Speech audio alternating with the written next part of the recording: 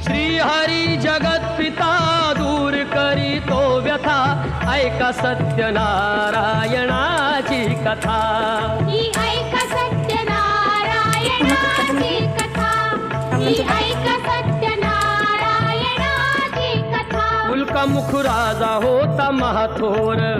तयाची पत्नी होती सुंदर नदी किनारी एकदा त्यांनी घातली महापूजा दोघांनी आली एक नौका त्याच मार्गानी नाव भरलेली पूर्ण द्रव्यानी होती व्यापारी साधू बाण्याची रीत पाहण्यास आला पूजनाची उल्कामुख त्यास बोले ऐकावे व्रत नारायणाचे आचरावे मनोइच्छित फळ मागावे